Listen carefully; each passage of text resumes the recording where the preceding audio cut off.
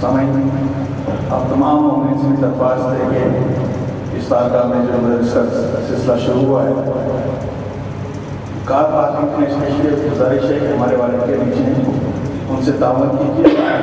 مجلس کے دوران کسی کا دھیان ہٹانے کی درخواست پر محمد وعلی محمد صلی اللہ علیہ وسلم.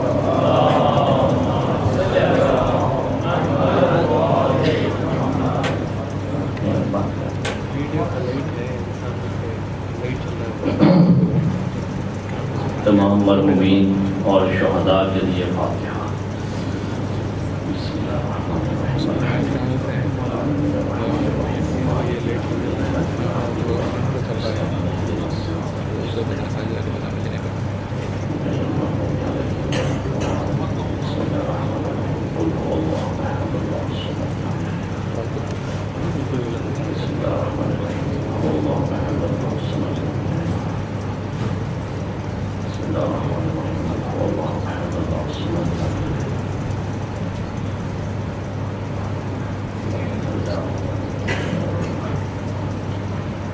نعرہ تکبیر، نعرہ تکبیر، نعرہ رسالت، نعرہ رسالت، نعرہ حیدری، نعرہ حیدری.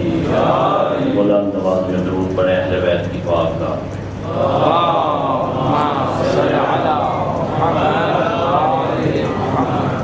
اعوذ باللہ من الشیطان اللعین الرجیم. بسم اللہ الرحمن الرحیم.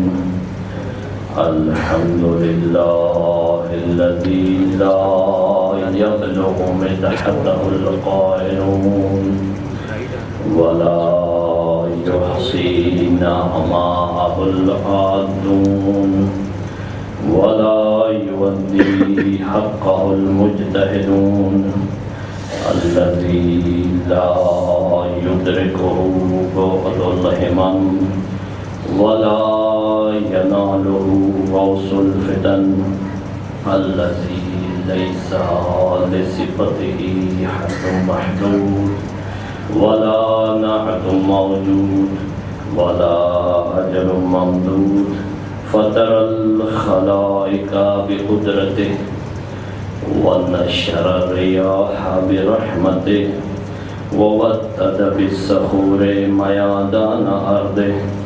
أول الدين معرفة الجبار ثم الصلاة والسلام على السيد المكي المدني الهاشمي القرشي الأبدعي سيدنا ومولانا شفيع ذنوبنا وطبيب قلوبنا أبي القاسم محمد.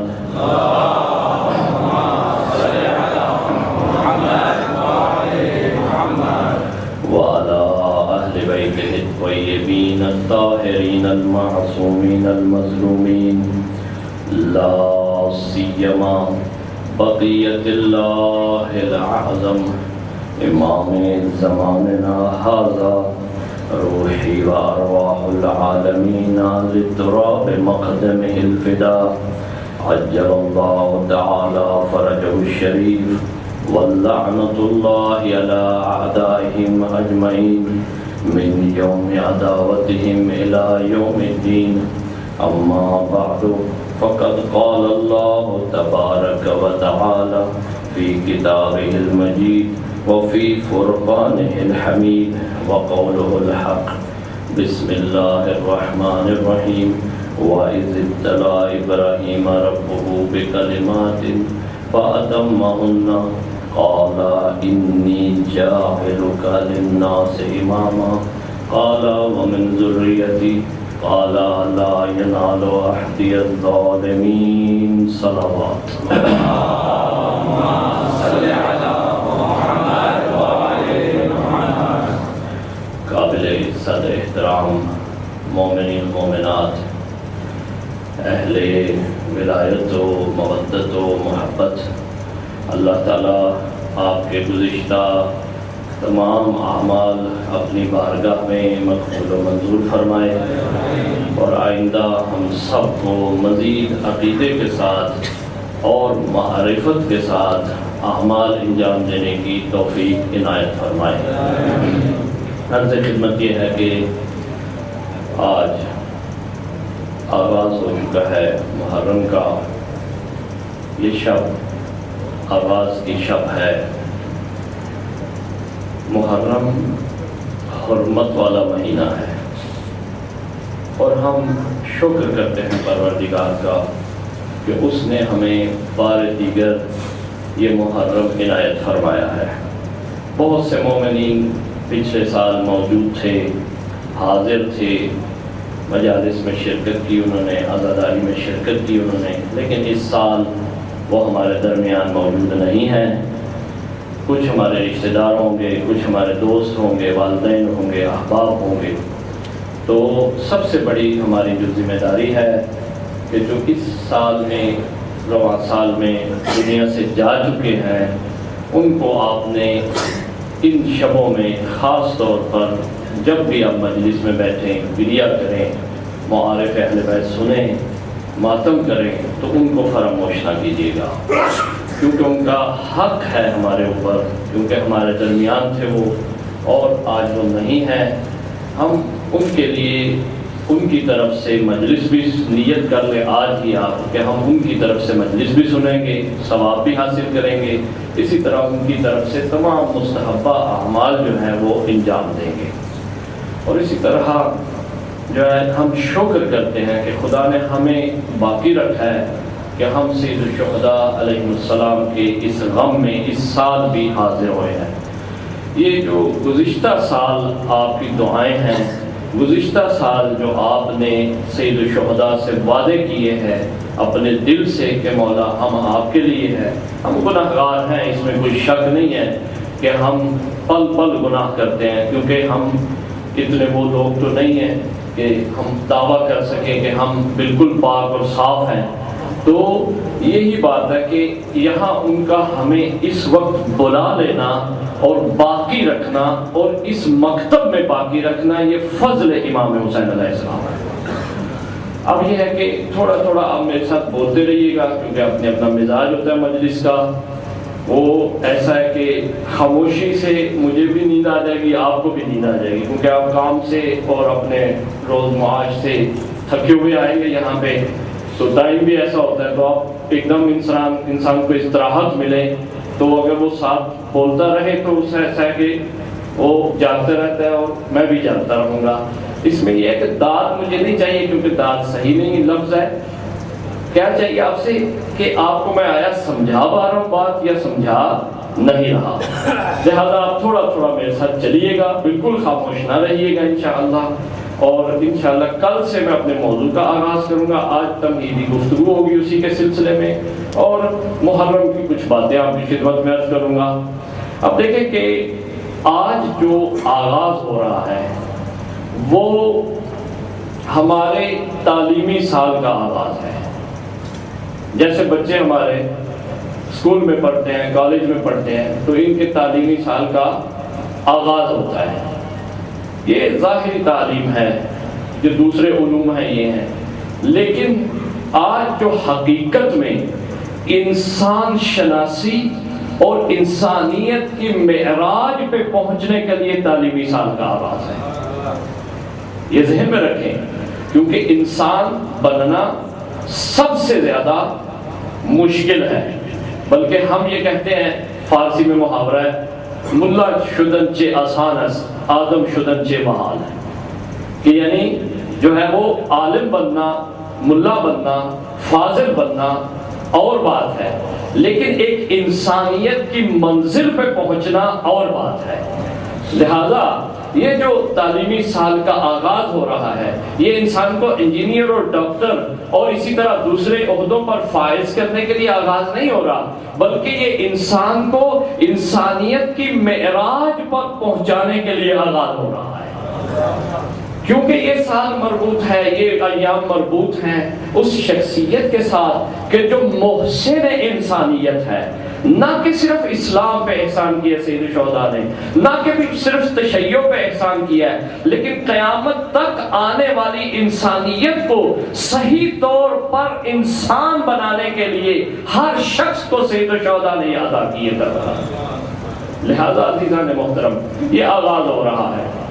ہر تعلیمی سسٹم میں کچھ سلیبس ہوتا ہے، سلیبس میں کتابیں ہوتی ہیں۔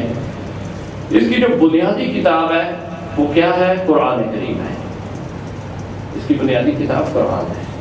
اس جو سسٹم ہے اس کا، اسی لیے سید الشہداء نے نو کے نیزہ پر، یہ تاریخ میں ہے کہ کسی بھی نبی مرسل نے، شہداء ہیں پہلے بھی اور بعد میں بھی شہداء ہیں، لیکن کسی نبی مرسل نے اپنے زمانے کی کتاب کو نو کے نیزہ پہ نہیں پڑھا۔ شہید ہوئے ہیں بہت سارے انبیاء، اسی طرح جو ہے وہ بعد میں آنے والے بھی شہداء نے قرآن کو نیزے پہ نہیں پڑھا۔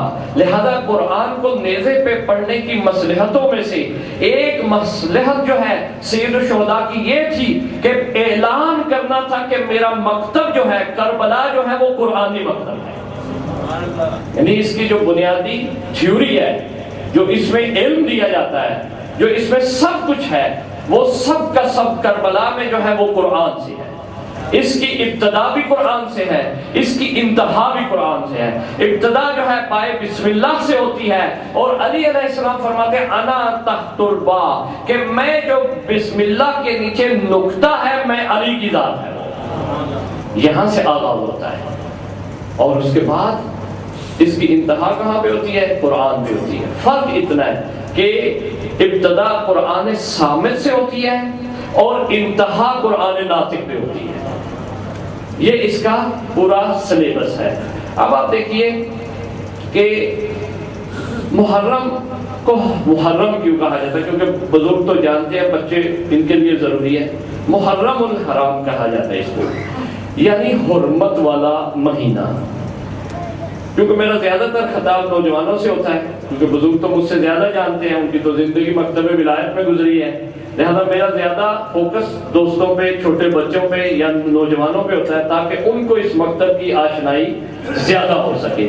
اب دیکھیں محرم الحرام یعنی حرمت والا مہینہ۔ حرمت سے کیا مراد ہے؟ کہ ایک تقدس والا مہینہ، ایک مقدس مہینہ جس میں بہت ساری چیزوں کا لحاظ رکھا جاتا ہے، ایسا مہینہ کہ جس میں بہت ساری چیزوں کا خیال رکھا جاتا ہے، بہت ساری چیزوں کو چھوڑا جاتا ہے، بہت ساری چیزوں کو اپنایا جاتا ہے، بہت ساری چیزوں کو دور کیا جاتا ہے، بہت ساری چیزوں کو اپنے وجود سے، اپنی کلام سے، اپنی گفتار سے، اپنی زبان سے، اپنی آنکھوں سے، اپنے ہاتھوں سے دور کیا جاتا ہے، اور بہت سی چیزیں ہیں جن کو اپنایا جاتا ہے اپنی زبان سے، اپنی آنکھوں سے، اپنی گفتار سے۔ اس مہینے کو کہتے ہیں محرم کا مہینہ۔ محرم کا مہینہ یعنی جس میں حرمت پائی جاتی ہے، جس میں بہت سی چیزیں جو ہیں وہ حرمت رکھتی ہیں۔ میں تفصیل اس کی ضرور بیان کروں گا آپ کی خدمت میں۔ اس کا جو آغاز آپ دیکھتے ہیں کہ اس سال کا آغاز ہمارا کہاں سے ہوتا ہے؟ ہجرت سے۔ کہاں سے؟ اس کو آپ کیا کہتے ہیں؟ آج کس سال کا آغاز ہو رہا ہے؟ ہجرت کے سال کا۔ ہجرت کا کیوں اس کا نام رکھا ہے؟ حتیٰ کہ رسول خدا صلی اللہ علیہ وسلم نے ہجرت کب کی تھی؟ البتہ ایک تفصیل ہے، وہ آپ تاریخ میں جانتے ہیں، میں اس کو یہاں بیان نہیں کرنا چاہتا۔ ہجرت جب رسول نے کی ہے تو اسی سے اس کا نام ہجرت کا پڑا تھا۔ اب الگ تفصیلات، ڈیٹ کیسے چینج ہوئی اور کیا اس کی تفصیلات، یہ میں آپ پہ چھوڑتا ہوں، آپ تحقیق کیجئے گا۔ اب آپ دیکھیں کہ سال کو سال ہجرت کہتے ہیں، اور محرم مہینے کو کہتے ہیں حرمت والا مہینہ۔ ہجرت اور حرمت میں آپس میں کیا تعلق ہے؟ توجہ ہے نا آپ کی؟ ہجرت اور حرمت، ہر ہجرت میں کچھ حرمت پائی جاتی ہے اور ہر حرمت میں کچھ ہجرت پائی جاتی ہے۔ مثلا میں اس لفظوں کو آسان کروں گا آپ کے لیے کہ بہت ساری ہجرتیں ایسی ہیں کہ جب ایک جگہ سے آپ دوسری جگہ جاتے ہیں تو بہت ساری چیزوں کو آپ چھوڑ دیتے ہیں، اور اسی طرح حرمت کیا ہوتی ہے کہ آپ کسی بھی شے کو عادی نہیں لیتے، عام نہیں لیتے، بلکہ اس کی حرمت رکھتے ہیں، اس کا خیال رکھتے ہیں، یعنی اس کو عام طور سے ذہن سے نکال کے اس کو اپنے ذہن میں بلند و بالاتر لے جاتے ہیں، اور اسی کو حرمت کہتے ہیں۔ اب دیکھیے میں ہجرت اور مسافرت میں فرق کر کے آپ کی اس کی تشنگی کو مٹانا چاہ رہا ہوں کہ ایک ہوتی ہے مسافرت یعنی مسافر ہونا، اور ایک ہوتی ہے ہجرت۔ مسافر کیا ہے؟ آپ سب لوگ جو اپنے دیار سے یہاں تشریف لائے ہیں اور ایک آپ مسافر کہلاتے ہیں، نماز قصر آپ پڑھتے ہیں، آپ مسافر کہلاتے ہیں۔ ایک جگہ سے جانا اور پھر وہاں سے نیت یہ رکھنا کہ میں نے لوٹ کے واپس آنا ہے، اسے کیا کہتے ہیں؟ مسافر ہونا، مسافرت۔ ہجرت کیا ہوتی ہے کہ ایک جگہ سے نکلنا لیکن اس نیت سے نکلنا کہ میں نے یہاں واپس نہیں آنا۔ یہی فرق ہے ہجرت اور مسافرت میں۔ یہ سال جو آغاز ہو رہا ہے یہ ہجرت کا آغاز ہو رہا ہے، یہ مسافرت کا آغاز نہیں ہو رہا۔ یعنی آپ ہم سب جو ہیں وہ اس سے مہاجر بنتے ہیں، مسافر نہیں بنتے، کیونکہ مسافر کی صفت ہے کہ وہ لوٹ کے آ جاتا ہے، لیکن مہاجر کی صفت ہے کہ وہ لوٹ کے نہیں آتا۔ قرآن نے انسان کو انسانیت کی معراج پہ پہنچانے کے لیے مسافرت کا حکم نہیں دیا بلکہ مہاجرت کا حکم دیا ہے۔ کہا کہ تم ہجرت کرو، من یخرج من بیتہ مہاجرا الی اللہ، کہ جو اپنے گھر سے نکلتا ہے کس کے لیے؟ مہاجر بن کے اللہ کی طرف، ثم یدرکہ الموت، کہ پھر اس کو کیا آ جاتی ہے؟ موت آ جاتی ہے۔ پھر آگے کیا آیت کہ اس کا اجر کیا ہے؟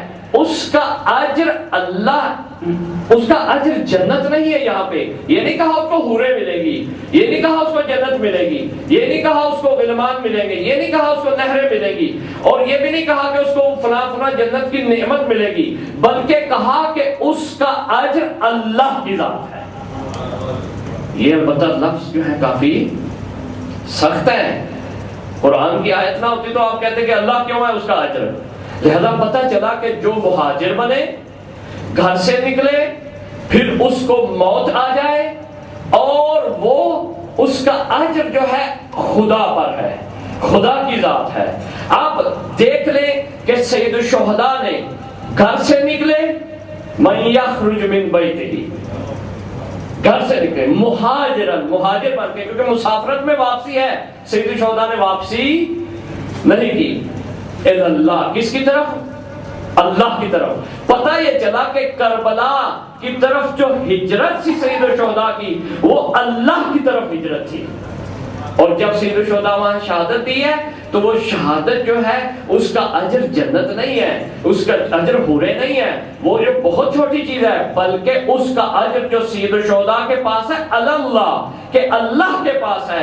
اسی لیے روایت ہے کہ رسول خدا صلی اللہ علیہ وآلہ وسلم فرماتے ہیں بلند آواز میں درود پڑھیں،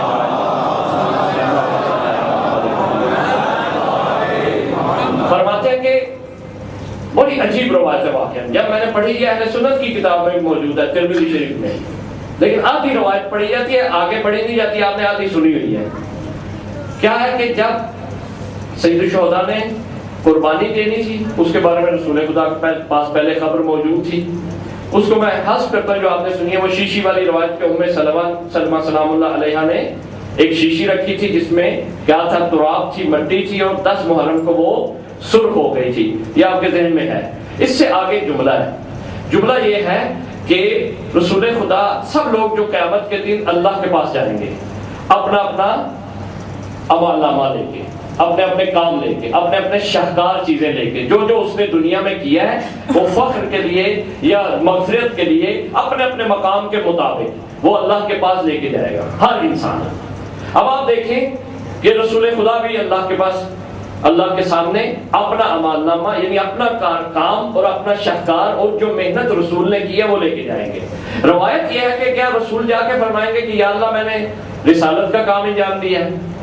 نہیں، ایسا نہیں ہے روایت میں، بالکل ایسا نہیں۔ بلکہ رسول خدا کے لیے اسی روایت کا اگلا حصہ ہے کہ رسول خدا فرماتے ہیں کہ یہ جو خون حسین ہے، یہ 72 کا جو خون ہے، انی ارفعها الی اللہ، کہ میں اس خون کو لے کے جاؤں گا کس طرف؟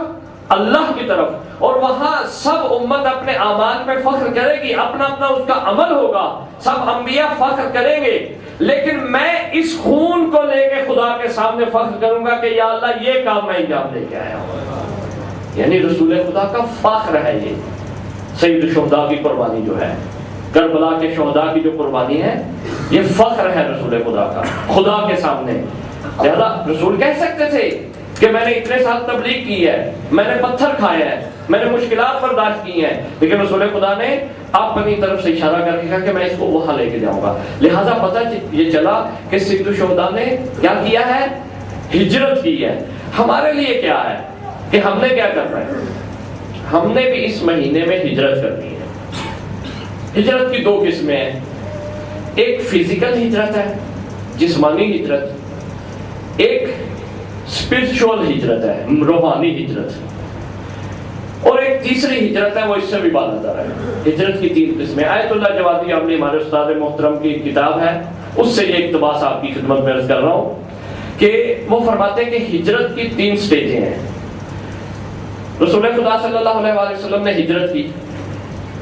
پہلی ہجرت ان کی یہ تھی کہ مکے سے مدینے میں تشریف لانا۔ رسول خدا مکہ فتح ہونے کے بعد مکہ تشریف لے گئے ہیں، حج کیا ہے، لیکن مکہ میں مستقر نہیں ہوئے، وہاں قیام نہیں کیا۔ پتہ یہ چلا کہ رسول نے بتایا کہ میں مکے سے مہاجر بن کے مدینے آیا ہوں، حتیٰ کہ رسول کا وطن مکہ تھا، تو وہاں سے میں مہاجر بن کے مدینے آیا ہوں۔ اور اب آپ دیکھیں کہ رسول واپس نہیں گئے، حتیٰ وہاں رسول جا سکتے تھے، وصال ہو جاتا، وہاں تدفین بھی ہو سکتی تھی، لیکن ایسا نہیں ہوا۔ اسی طرح رسول خدا نے دوسری جو ہجرت ہے، وہ پہلے میں اس کی وضاحت آپ کو دوں تاکہ آپ کنفیوژن نہ آپ میں آ جائے۔ پہلی ہجرت جو انسان اپنے بدن کے ساتھ ایک علاقے سے دوسرے علاقے کی طرف، ایک شہر سے دوسرے شہر کی طرف، ایک شہر ملک سے دوسرے ملک کی طرف جب ہجرت کرتا ہے تو اسے کہتے ہیں فزیکل ہجرت، جسمانی ہجرت، کہ اپنے جسم کو لے کے، جیسے آپ بھی بعض دوست بالکل یہاں آ چکے ہیں جن کا واپس جانے کا کوئی قصد اور ارادہ نہیں ہے، وہ سمجھے کہ مہاجر کہلاتے ہیں۔ اب آپ دیکھیں کہ دوسری سٹیج کیا ہجرت کی، وہ یہ ہجرت ہے اسپرچول ہجرت، روحانی ہجرت۔ کیسے کہ انسان ایک دن معرفت کے 10ویں درجے پہ ہوتا ہے، اس کے بعد بلندر درجے پہ پہنچ جاتا ہے، اور پھر واپس نہیں آتا، پھر واپس نہیں آتا ہے۔ علم میں بھی دیکھ لیں کہ ایک دن آپ کا علم سمجھ لیں 10 درجے تھا، اگلے دن آپ کا علم جو ہے 12 درجے ہوا ہے، لیکن اس میں آپ واپس نہیں آئے۔ ایسا نہیں ہے کہ آپ کہیں کہ کل میں زیادہ عالم تھا، آج میں کم عالم ہوں۔ یعنی علم میں آپ نے ہجرت کی ہے ایک مقام سے دوسرے مقام کی طرف، معرفت میں آپ نے ہجرت کی ہے ایک مقام سے دوسرے مقام کی طرف۔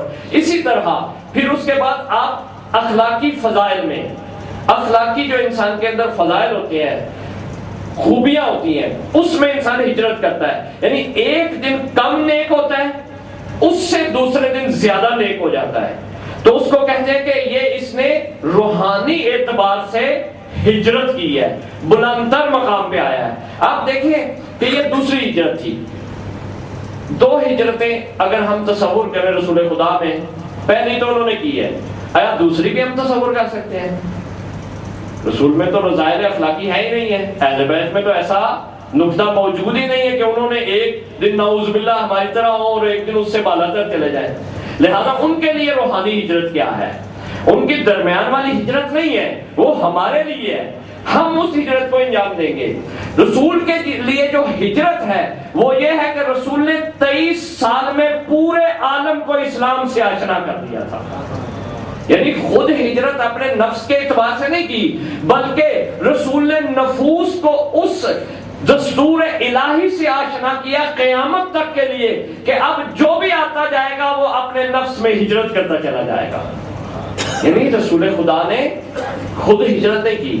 آپ کے لیے ہمارے لیے بھی یہ تیسری سٹیج ہے کہ ہم اگر فزیکل ہجرت کریں، اس کے بعد وہ البتہ کریں یا نہ کریں وہ ہماری مرضی ہے، اس میں ہماری مصلحت ہے، لیکن دوسری ہجرت ہمارے لیے واجب ہے، وہ ضروری ہے ہمارے لیے کہ ہم علم میں بھی بلندتر مقام پہ جائیں، تقوی میں بھی بلندتر مقام میں جائیں، فضائل اخلاقی میں بھی بلندتر مقام میں جائیں، کیونکہ امیر المومنین علیہ السلام فرماتے ہیں کہ اگر کوئی بھی شخص، مومن کی نشانیوں میں سے ہے کہ ایک دن اس کا علم اگر تھوڑے درجے پہ ہوتا ہے تو اگلے دن اور زیادہ درجے پہ ہوتا ہے، ایک دن اگر وہ کم نیک ہوتا ہے تو اگلے دن اور نیک ہوتا ہے، اگر وہ اپنے آپ کو مومن سمجھتا ہے تو وہ یہ جان لے کہ ایک دن جو اس کا درجہ ہوگا آنے والے دن میں اس سے بہتر وہ قرار پائے گا، علم میں بھی بہتر ہوگا، معرفت میں بھی بہتر ہوگا، تقوی میں بھی بہتر ہوگا، اور واپس نہیں آئے گا، وہ واپس نہیں آئے گا۔ لہذا یہی میں آپ کو آج کی مجلس میں پیغام دینا چاہتا ہوں کہ یہ سال ہجرت ہے، محرم ہجرت کا مہینہ ہے، لیکن ہجرت فزیکل ہجرت نہ سمجھے کہ ایک جگہ سے دوسری جگہ چلے جائیں، لیکن کون سی ہجرت مراد ہے اس میں؟ مراد یہ ہے کہ کل اگر ہم ایک سطح پہ تھے اخلاقی اعتبار سے، نیکی کے اعتبار سے، علم کے اعتبار سے، معرفت کے اعتبار سے، تو آج ہمیں بلندتر مقام پہ جانا ہے، اور بلند مقام حاصل کرنے کے بعد اس محرم میں ہم طے کر لیں، اس میں ہمیں ہجرت کا یہی فائدہ ملے گا کہ اگر ہم پچھلے سال زیادہ نیک نہیں تھے، اس سال محرم کی وجہ سے ہم زیادہ نیک ہو جائیں، زیادہ اخلاقی فضائل کے قابل ہو جائیں، وہ لے لیں، اور اس کے بعد پھر ہم واپس نہ آئیں۔ اس کے بعد واپس یعنی کیا ہوتا ہے؟ اکثر ہم کہتے ہیں کہ گانا مسائل جو گھر میں چلتے ہیں وہ یکم محرم سے پہلے سب کچھ سیڑھیاں ویڑیاں سنبھال دی جاتی ہیں کہ کیونکہ محرم شروع ہو گیا ہے، ایسا ہی ہے۔ اس کے بعد پھر 8 ربیع الاول کے بعد اس کو دوبارہ اوپن کر دیا جاتا ہے۔ تو میں آپ سے یہی گزارش کروں گا کہ یہ پیغام ہے اس محرم کا کہ تم نے ہجرت کرنی ہے، مسافرت نہیں کرنی، یعنی تم نے یہ نہیں کرنا کہ یہاں آئے ہو اب مسافر بنو گے ہم، یا مجلس میں مسافر بن کے نہیں ہم نے آنا۔ آداب محرم میں سے یہی ہے، محرم میں مجلس سننے کا یہی فلسفہ ہے۔ اس کا ثواب واقع آیت اللہ بہجت رحمت اللہ علیہ استاد محترم کا یہ جملہ ہے کہ یہ مجلس اور مرثیہ خوانی اور روزہ خوانی اور یہ مجلس کا ثواب اور عزاداری کا ثواب نماز شب سے بھی زیادہ ہے۔ میرے پاس ریٹرن ان کا یہ موجود ہے، ممکن آپ کہیں کہ کہاں سے یہ آپ فرمان لے آئے ہیں؟ آیت اللہ بہجت آپ سے کوئی چھپی ہوئی شخصیت نہیں ہے، عارف ہے، وہ فرماتے ہیں کہ نماز شب سے بھی زیادہ اہم ہے۔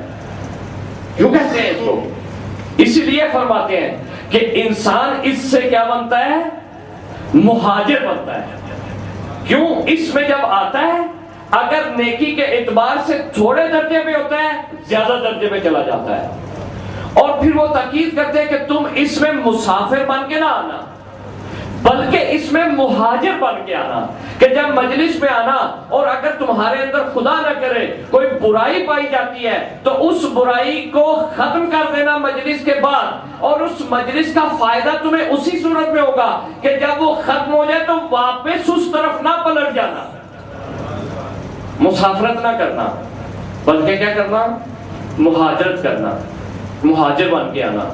کیونکہ جب تم مہاجر بن کے آؤ گے، ایک شے میں مہاجرت کرو گے، دوسری شے میں کرو گے۔ مثلا ایک انسان کو غصہ بہت آتا ہے تو وہ کہے کہ میں آج کے بعد بے جا غصہ نہیں کروں گا، کیونکہ غصے کی بڑی آفات ہے، مسائل ہے اس کے، بے جا غصہ نہیں کروں گا۔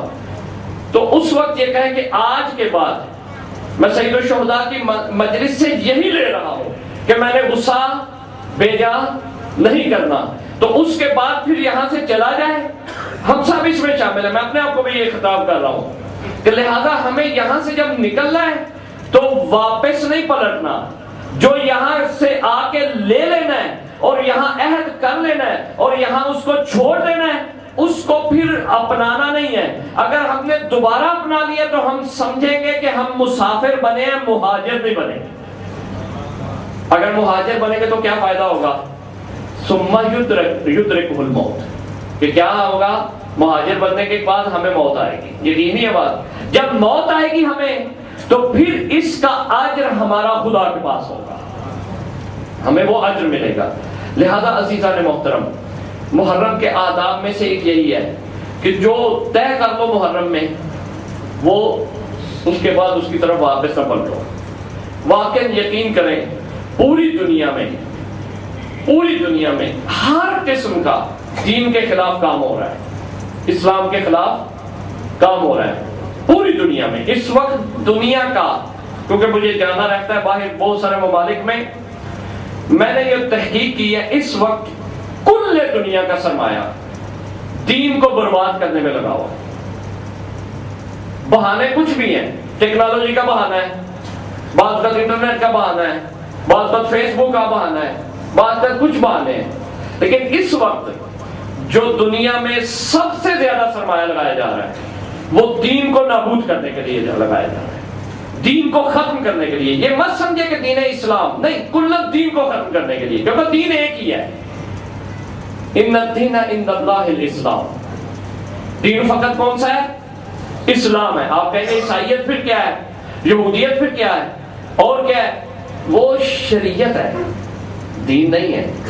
دین اسلام ہے صرف, یہ ذہن میں رکھ لیں. وہ اس وقت جو کام ہو رہا ہے پوری دنیا میں وہ یہ ہو رہا ہے, ہمارے نوجوانوں پہ خاص طور پہ وہ یہ ہو رہا ہے کہ دین جو ہے وہ آپ کی موجودہ زندگیوں میں کسی قسم کا اثر نہیں رکھتا اور نہ ہی فائدہ مند ہے. دین کا تعلق مسجد یا امام بارگاہ یا ایک اسلامک سینٹر سے ہے, یہ شو کیا جا رہا ہے اور یہ ذہنوں میں ڈالا جا رہا ہے. دین کو جو سب سے وسیع ہے, اس میں بہت زیادہ کوئی اس میں لمیٹیشن نہیں ہے, ہر جگہ اس کا ظہور ہے, جس کا وہ شے ہے دین, ہر جگہ ظہور ہے وہ شے دین ہے. لیکن اس کو کیا کر دیا گیا ہے کہ ایک چار دیواری کے اندر محدود کر دیا گیا. آج آپ دیکھ لیں کہ آپ بھی ایک اصطلاح بولتے ہیں اکثر, جب آپ کو شادیاں ہوتی ہیں, بیاہ ہوتے ہیں, فنکشن ہوتے ہیں, تو جب کہا جاتا ہے کوئی بات تو کہتے ہیں کہ بھئی چھوڑو, یہ دین بھی ہونا چاہیے, دنیا بھی ہونی چاہیے. یہ جملہ سرے سے غلط ہے, یہ سرا اصلاً یہ جملہ ہے ہی نہیں ہے, یہ جملہ ہمارا بنایا ہوا ہے. دین بھی ہونی چاہیے اور دنیا بھی ہونی چاہیے. کیا دنیا دین سے جدا ہے؟ دنیا ہی دین ہے. یعنی دنیا میں وقت گزارنے کے لیے جو دستور ہے اسے دین کہتے ہیں. کیا دنیا میں کوئی شعبہ ایسا ہے کہ جو دین سے خالی ہو؟ دنیا اور آخرت دعاؤں میں استعمال ہوا ہے. ممکن ہے آپ کے ذہن میں آ جائے کہ یہ کیا کہہ رہے ہیں مولانا, کیونکہ میں کبھی اختلافی بات اور غیر تحقیق کی بات کبھی نہیں ممبر پہ کی. اب آپ دیکھیں کہ دین و دنیا کی جو تقسیم ہے یہ میٹیریلزم کی تقسیم ہے. اس کی جو بھی شخص دین اور دنیا کو جدا کرتا ہے سمجھے وہ میٹیریلسٹ ہے, وہ مادہ پرست ہے. مادہ پرستوں کا یہ نظریہ ہے کہ دین اور دنیا جدا ہے. ہمارا جو اس اصلی نظریہ اسلام کا وہ یہ ہے کہ دنیا ایک گزرگاہ ہے, ایک مرور ہے, یہاں سے نکلنا ہے ہمیں, اور اس میں جو دستور ہے ہر لمحے وہ دین ہے, اس پہ ہمیں عمل کرنا ہے. چاہے ہم نے شادی کرنی ہو, چاہے ہم نے بیاہ کرنا ہو, چاہے ہم نے سفر کرنا ہو, چاہے ہم نے مہاجرت کرنی ہو, چاہے ہم نے کوئی بھی کاروبار کرنا ہو, کچھ بھی کرنا ہو. لیکن آج ہمارے درمیان یہ چیز ڈال دی گئی ہے کہ نہیں, دین اور ہے اور دنیا اور ہے. لہذا عزیزان محترم, اسی لیے جو مشہور شعر ہے ہر وقت آپ سنتے ہیں, اس کے البتہ تفصیل بہت کم بیان کی جاتی ہے کہ حق کا کہ بنا لا الہ است حسین. پہلا جملہ کیا, دین است حسین. اگر ہم کربلائی اور حسینی ہو کے دین کو اگر محدود کریں گے دینیات کی کتاب تک تو اس وقت سمجھے ہم نے حسین کو محدود کر دیا ایک کتاب تک. اور اگر ہم کہیں گے کہ دین پورے کائنات میں ظہور کرتا ہے تو اس وقت ہم کہیں گے دین است حسین, یعنی ہر شے پہ دستور است حسین. یعنی ہمارا دستور حسین ہے, ہمارا دین حسین ہے, ہمارا سب کچھ امام کی ذات ہے, اس میں کوئی شک نہیں ہے. آپ ممکن ہے پریشان ہو جائیں کہ آپ نے دین حسین کو کہہ دیا ہے, دین ایک الگ چیز ہے. نہیں, انشاءاللہ کل پرسوں کی مجلس میں تفصیل میں بیان کروں گا کہ دین کوئی الگ سے شے نہیں ہے. اگر دین کو آپ مجسم دیکھنا چاہیں تو اہل بیت کی ذات ہے وہ.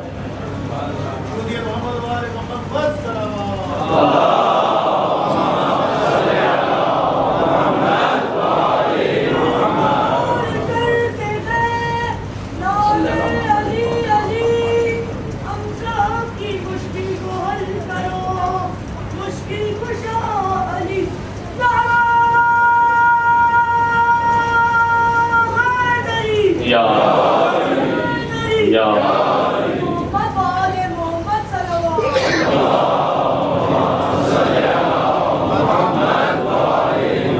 پیچھے سے کہا جا رہا ہے کہ اگر ایک دفعہ صلوات پڑھ کے بلند ہو کے آگے تشریف لے رہے ہیں مومنین، پیچھے جو آئیں گے ان کو تکلیف نہیں ہو. اللہم صل علی محمد اور محمد وعجل. لہذا عزیزان محترم، آپ کے لیے ہمارے لیے اس محرم کا پیغام مہاجرت ہے.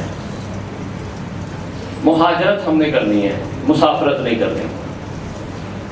تیسری مہاجرت جو میں بیان کرنا چاہوں گا وہ یہ ہے کہ آپ نے خود کو نہیں صرف مہاجر بنانا، بلکہ اپنے معاشرے کو مہاجر بنانا ہے، اپنی اولاد کو مہاجر بنانا ہے.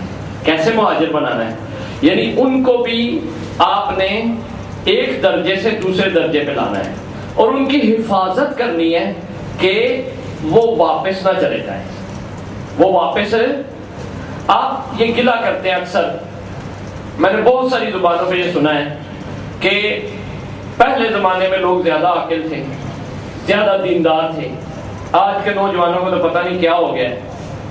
پھر کہا جاتا ہے یہ میڈیا کا قصور ہے، یہ انٹرنیٹ لے دے گیا ہے، یہ فیس بک نے بیڑا گرک کر دیا ہے. اکثر آپ سنتے ہیں پہلے لوگوں میں رواداری تھی، دین تھا، لوگوں میں زیادہ یہ ساری چیزیں تھیں. اب مسئلہ داری کے متعلق بھی کہا ایک تقدس ہوتا تھا، ایک مثلا وہ ساری چیزیں تھیں. اب تو تقدس نہیں رہا.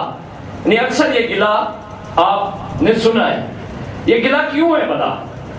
یہ گلہ بعض جگہ بجا بھی ہے، یعنی درست بھی ہے، یہ غلط نہیں ہے، بیجا نہیں ہے یہ.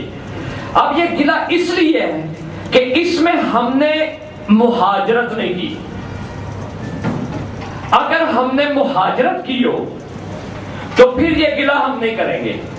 ہم نے کی ہے مسافرت. اس میں آج کے بعد آپ طے کر لیں، میں بھی طے کر لیتا ہوں اپنے لیے، آپ اپنے لیے، کہ ہم جو بھی کام اچھا ہوگا وہ ہم سید الشہداء کی خاطر کریں گے. یہ طے کر لیں آپ. یہ بہت بڑا وعدہ ہے، البتہ کوشش کریں گے انشاءاللہ. کوشش کا لفظ ضرور لگا لیں کہ جو بھی کام کروں گا خوشنودی سید الشہداء کے لیے کروں گا. اس میں علماء فرماتے ہیں کہ اگر تم نے یہ وعدہ کر لیا، یہ نیت کر لی، اس کا فائدہ یہ ہوگا کہ اگر تم وہ کام نہ بھی کرنے پہ قادر ہوئے تو سید الشہداء کے صدقے میں اللہ اس کو اتنی برکت دے گا وہ کام کرنے کا انجام پا جائے گا. کیونکہ آپ نے اپنے اوپر نہیں چھوڑی، اپنے لیے نہیں کہا. یہ نہیں کہا کہ میں اپنے لیے کروں گا. مثلا بچے کی تربیت کرنی ہے تو آپ کہیں گے یا اللہ بحق کے سید الشہداء میں اس کی تربیت کروں گا. اپنے لیے نہیں کہ مجھے یہ بزرگ ہو جاؤ، بوڑھا ہو جاؤ تو مجھے یہ اپنی لا کے کھانا کھلائے یا مثلا مجھے پالے. بالکل نہیں. کہ میں جو کچھ اس کے ساتھ کروں گا بحق کے سید الشہداء کروں گا، بے خوشنودی سید الشہداء کروں گا. تو اس وقت کیا ہوگا کہ ایک تو یہ ہوگا کہ آپ اس کے حق میں تلفی نہیں کریں گے، خود بخود آپ باز آ جائیں گے. مثلا اگر آپ نعوذ باللہ کوئی والدین اللہ نہ کرے گالی دیتا ہے اپنے بچوں کو، جب مارتے ہیں تو اس وقت وہ ماریں گے کیونکہ بحق کے سید الشہداء مارا تو نہیں نہ جاتا، گالی تو نہیں نہ دی جاتی. اور اگر آپ کہیں گے میں اس کی تربیت کروں گا تو کیا کہیں گے بحق کے سید الشہداء کہ انہی کے واسطے. جب ان کے واسطے آپ تربیت کریں گے تو پھر تربیت جو ہوگی وہ وہی ہوگی جو انہوں نے اپنے بچوں کی کی ہے. جیسے علی اکبر کی تربیت ہے، جیسے حضرت قاسم کی تربیت ہے. کیونکہ آپ پھر ڈھونڈیں گے کہ جس شخصیت کی نسبت آپ دے رہے ہیں اسی شخصیت کی پھر آپ تربیت کریں گے. کیونکہ جس کا نام ہوگا، اسکول ہو، کالج ہو، دوسری جگہوں کا جو ٹائٹل ہوتا ہے اسی کا سلیبس چلتا ہے. لہذا آپ بھی ان کے لیے وہی کام انجام دیں گے کہ جو کام سید الشہداء نے انجام دیے تھے. تفصیل کے ساتھ پچھلے سال میں نے کچھ عرض کیا تھا، وہ آپ کے ذہن میں انشاءاللہ بلا کلام آپ کی خدمت میں عرض کرتا رہوں گا. لہذا آپ نے کیا ہجرت کرنی ہے تیسرے درجے کی کہ معاشرے کو آپ نے ایک جگہ سے دوسری جگہ لے کے جانا ہے. میں نے بتایا کہ دین کے خلاف جتنا کام ہو رہا ہے اس سے زیادہ کسی شے پہ نہیں ہو رہا. لہذا آپ نے یہ عزم کرنا ہے کہ ہم نے معاشرے کو دین سے سب سے زیادہ آشنا کرنا ہے۔ اس وقت جو ہماری پرابلم آئی ہے وہ کیا آئی ہے کہ معیار حق اور معیار دین جو ہے وہ ہمارا متزلزل ہو گیا ہے۔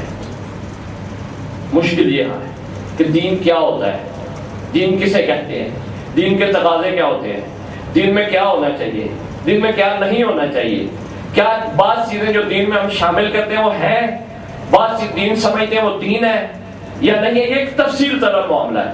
لہذا یہ چیز آپ کو اور آپ کی اولاد کو ان سوالوں سے بچائے گی جو آپ اس وقت میٹیریلسٹ جو ڈال رہے ہیں بچوں کے ذہن میں، خاص طور پہ وہ یہ ڈال رہے ہیں کہ تمہارا دین صرف اور صرف تمہاری جنت بناتا ہے، تمہاری زندگی نہیں بناتا۔ کہا جاتا ہے کہ زندگی بنانی ہے تو کیمبرج کا سلیبس پڑھو، فلاں کتاب پڑھو، فلاں محقق کو پڑھو، فلاں سائنسدان کو پڑھو، فلاں آدمی کو پڑھو، اس کی تھیوری پڑھو، اس کی تھیوری پڑھو۔ لیکن دین کے بارے میں کہا ہاں تمہیں اگر جنت چاہیے نا، آخرت چاہیے، اور ہم بھی اکثر ایسے ہی کرتے ہیں کہ یہی سوچتے ہیں کہ جنت ہم نے ملنی ہے تو یہ دین سے ملنی ہے، دنیا ہمیں ملنی ہے تو وہ دوسری جگہ سے ملنی ہے۔ یہ بالکل باطل خیال ہے، یہ بالکل غلط خیال ہے۔ ہمیں دین سے ہی دنیا ملے گی اور دین سے ہی جنت ملے گی، کیونکہ دنیا اور جنت کا فاصلہ نہیں ہے، یہ یاد رکھیں، کیونکہ الدنیا مزرعۃ الآخرہ، کہ دنیا آخرت کی کھیتی ہے، یہاں جو بیجو گے، یہاں جو بو گے وہ وہاں پہ کاٹو گے۔ لہذا یہ نہیں کہیں آپ کہ دین دنیا ہم اس سے لے لیں اور دین ہم جنت اس سے لے لیں، ایسا ممکن نہیں ہے، کیونکہ اگر آپ دین دنیا جس سے لیں گے، آخرت بھی اسی کے بعد آپ کو ملے گی۔ یہ بات ذہن میں آپ بٹھا لیں۔ ہم ساری زندگی اگر اپنی پوری صحیح کو دنیا والے لوگوں کے لیے، دنیا کے لیے گزار دیں گے تو پھر ہمیں دین نہیں مل سکے گا۔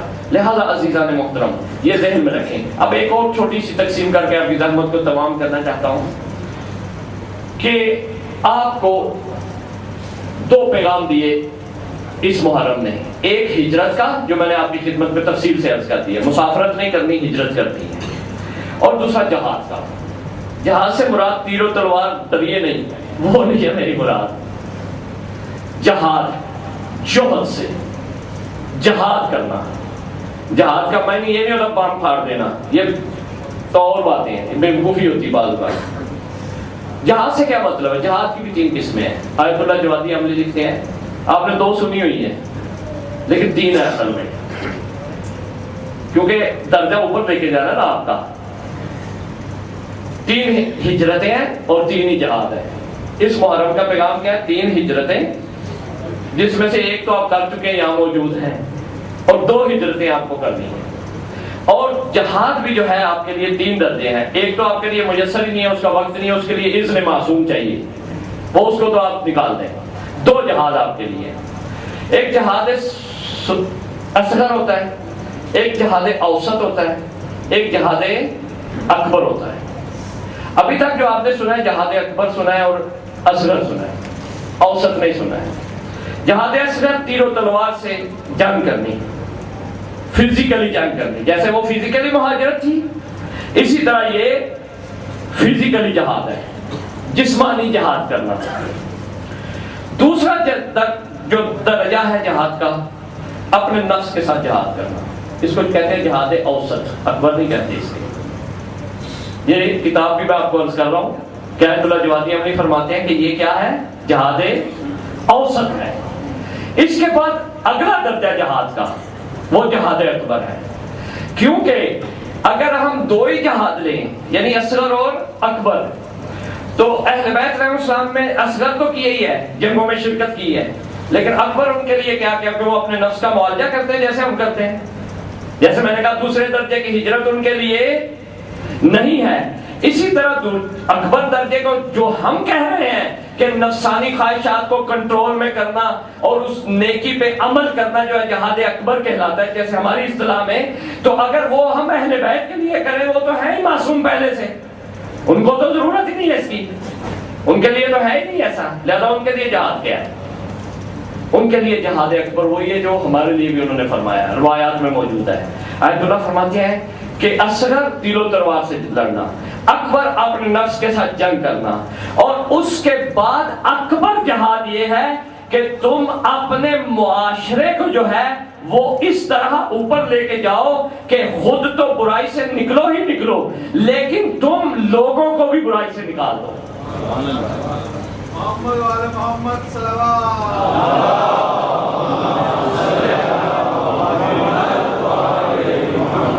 لوگوں کو بھی برائی سے، اہل بیت علیہ السلام نے یہی جہاد کیا ہے، کیونکہ دوسرا درجہ تو ان کے لیے تھا ہی نہیں کہ خود نعوذ باللہ وہ برائی سے، وہ تو معصوم ہے، ان کے لیے انما یرید اللہ ہے، لہذا انہوں نے کون سا جہاد کیا ہے؟ ہم کہیں گے پھر ایک ہی کیا، انہوں نے تیر و تلوار کا کیا ہے، اصغر جو ہے ہمارے ہاں نہیں، انہوں نے اصغر بھی کیا ہے، اوسط تو ان کے لیے ہے نہیں، وہ معصومیت کے درجے پہ ہے، لیکن انہوں نے جو جہاد کیا ہے وہ یہ کیا کہ قیامت تک کے لیے سید الشہداء نے بتا دیا کہ حق کیا ہوتا ہے اور باطل کیا ہوتا ہے، یعنی انسان کو شعور دے دیا ہے، ان معاشرے کو اس سے بحران سے نکال دیا ہے، اخلاقی بحران سے نکال دیا ہے، معاشی بحران سے۔ اور جب البتہ آپ کہیں گے کہ آپ کیوں یہ بحران چھایا ہوا، پھر بھی یہ اس کے خلاف تفصیل ہے، یہ ہماری کوتاہی ہے کہ ہم نے کربلا پہ عمل نہیں کیا اب تک۔ اللہ نے سب سے پہلے کیا دیا تھا؟ غدیر، بہت بڑی نعمت، سب سے بڑی نعمت کیا دیا تھا؟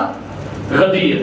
امت کے لیے اللہ نے اپنی نعمتوں کو انتہا پہ، اس کے بعد امت نعمت لے نہیں سکتی تھی، بلکہ میرا جملہ ہے کہ اگر اس کے بعد موجود ہوتا تو وہ خدائی ہوتی، کیونکہ اللہ کہہ رہا ہے الیوم اکملت لکم دینکم واتممت علیکم نعمتی، کہ میں آج اپنی نعمت تمام کر رہا ہوں، اس سے اوپر نعمت موجود تمہارے لیے نہیں ہے۔ لہذا پتہ ہی چلا جب آخری درجے کی نعمت دے دی ہے تو امت پھر کیوں ایسے ہیں، پھر کیوں مشکل میں، کیونکہ امت نے اس نعمت کو ضائع کر دیا، اس کا پاس نہیں رکھا۔ اللہ نے پھر ایک اور نعمت دی، کربلا، جس نے اس نعمت کو بھی بچایا، اور اسی کی فرق ہے یہ، اسی کی قسم ہے یہ، لیکن دو جمبے ہیں اس کے، دو صورتیں ہیں۔ ایک صورت جو تھی اللہ نے کیونکہ حجت تمام کی، اور دوسری طرف سے یہ حجت خوشی کے ساتھ تمام کی، نعمت تمام کر کے، دین مکمل کر کے، عید قرار دیا آپ کو، اس کے لیے امت کے لیے افضل ترین عید قرار دیا۔ لیکن اب جب امت نے اس کو عید نہ بنایا، عید تب منائی جاتی ہے فائدہ ہو اس کا، جب امت عید نہ بنا سکی تو کہا اب تم عاشور منایا کرو، اب تم عاشور مناؤ، تاکہ تمہیں اس عید کی بھی سمجھ آ جائے کہ وہ عید کیا تھی، اور اس کے بدل میں تمہیں کربلا دے رہا ہوں، تاکہ تم پچھلی ساری باتیں جو بھول گئے ہو، تاکہ تمام نعمت کرنے کے بعد، دین مکمل کرنے کے بعد بھی جو تم بھول چکے ہو اور تمہارے وجود سے وہ نکل گیا سب کچھ، لہذا اب قیامت تک کے لیے میں کربلا دے رہا ہوں، تاکہ کیا ہو جائے کہ تم قیامت تک کے لیے سارے پچھلے مسائل یاد کرتے رہو۔ یہ کربلا دینے کا فلسفہ تھا۔ کربلا غم پہ تمام ہوتا ہے، خوشی پہ تمام، اور یہ نصرت سید الشہداء اور فتح سید الشہداء جو ہے یہ غم کے عالم میں ہے۔ لہذا آداب محرم میں سے ہمارے لیے جو سب سے بڑا فریضہ ہے، علماء نے اسے فرض قرار دیا ہے۔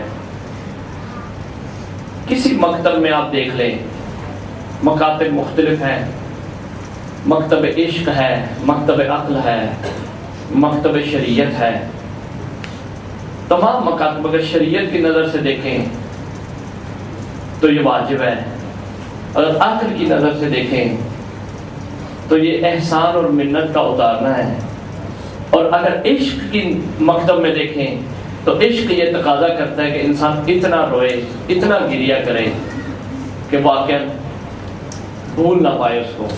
آداب محرم میں سے آپ سے یہ گزارش کرنا چاہوں گا، ایک ادب یہ بھی ہے جو سب سے افضل ہے کہ اس میں خوشی نہ کوئی منائے، خوشی کو سوچے نہیں۔ ہماری ظاہری زندگی میں ہیں مسائل، ہم مسکراتے بھی ہیں، ہنستے بھی ہیں، ہے دنیا میں، لیکن دل مغموم رہنا چاہیے آپ کا۔ آیت اللہ طباطبائی، علامہ طباطبائی صاحب تفسیر المیزان، آپ جانتے ہیں، آشنا ہے، سب بڑی شخصیت ہے، عارف شخصیت ہے، بہت بڑی شخصیت ہے یہ عالم تشیع میں۔ میرے پاس کتاب کمرے میں موجود ہے، میں لے کے آیا ہوں. میں نے ان کا جملہ پڑھا ہے. فرماتے ہیں کاش میں اپنی زندگی میں مرثیہ خوان ہوتا. اتنے بڑے مفسر ہیں. جملہ لکھتے ہیں کہ میری ساری زندگی کی محنت ایک طرف ہے، میری تفسیر قرآن ایک طرف ہے، کتابیں ایک طرف ہیں، درسیات جو حوزے میں نے بلکہ لکھتے ہیں، خود لکھتے ہیں کہ میں نے جو قم میں درس پڑھایا، نجف میں پڑھایا، تحصیل علم جو میں نے کیا وہ ایک طرف ہے، اور سید الشہداء کے بارے میں مرثیہ کہنا ایک طرف. اگر یہ ان کا جملہ نہ ہوتا میں نقل نہ کرتا آپ کے سامنے. عزاداران سید الشہداء. میں تفصیل میں زیادہ نہیں جاؤں گا، مصائب انشاءاللہ اگلی راتوں میں زیادہ پڑھوں گا. آپ کے دل بالکل تیار ہیں، آپ انتظار کر رہے تھے.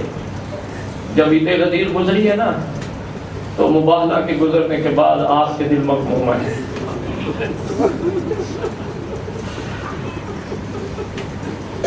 آپ کے دل مغموم ہے. میں قسم کھا سکتا ہوں کہ آپ کے دل میں کوئی خوشی اس کے بعد بات ہی نہیں ہے.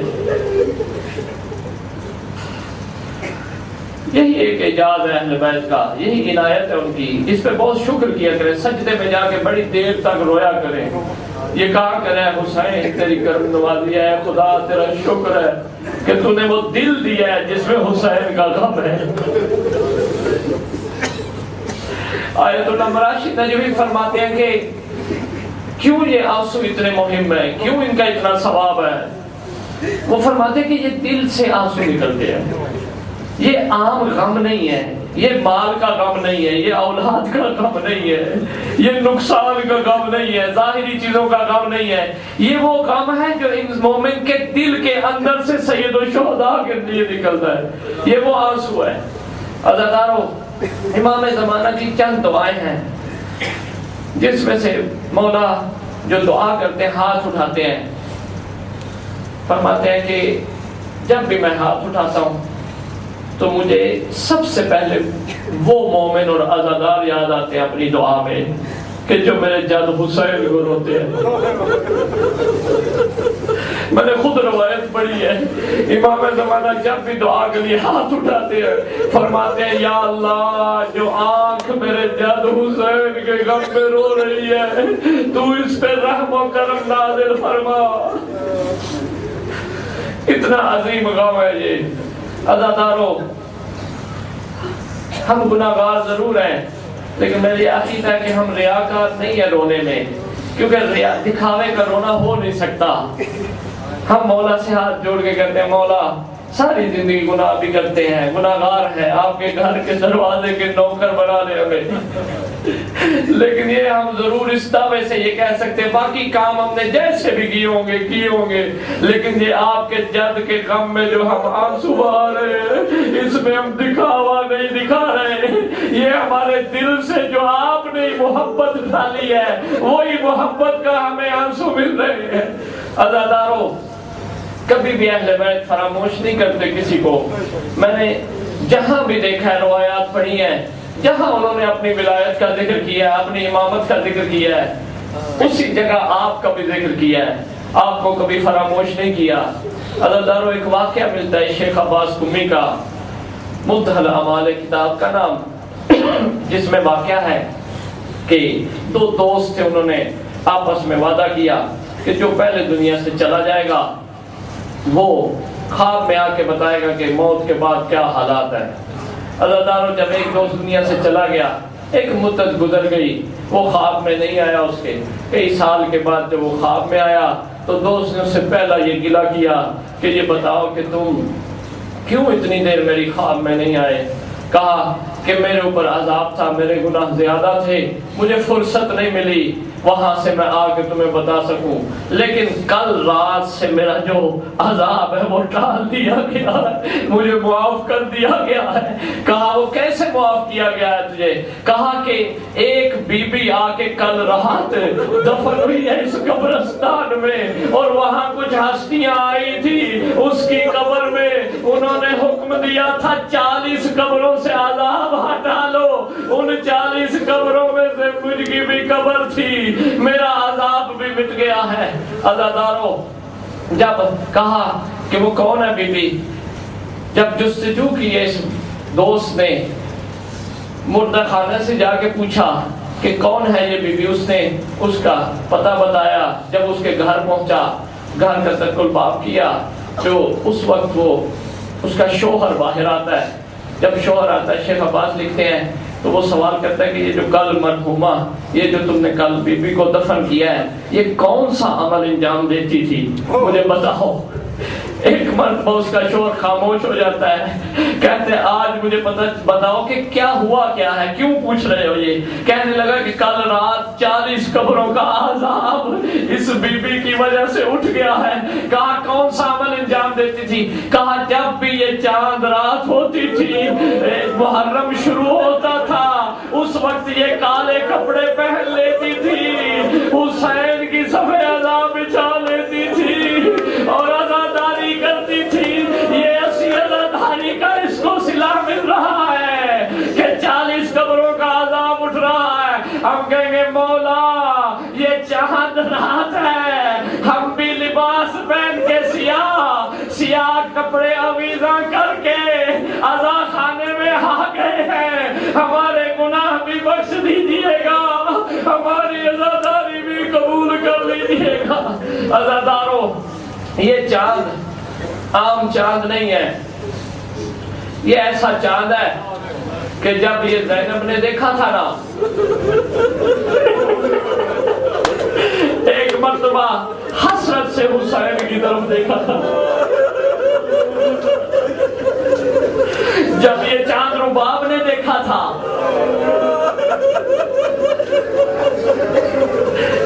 اللہ جانے اپنی گود کی طرف کیسے دیکھا ہوگا۔ ام لیلہ نے بھی یہ چاند دیکھا تھا، پھر اپنے چاند کی طرف دیکھ کے کہتی تھی کہ ابھی تو تمہاری داڑھی اتر رہی ہے۔